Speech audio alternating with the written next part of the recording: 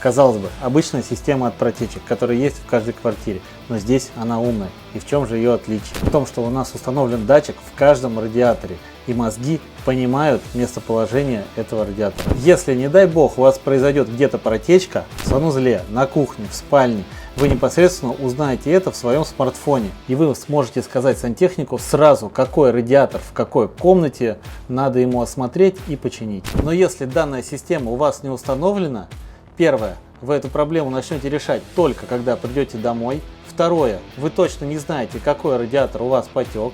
И третье, в квартире уже начала падать температура.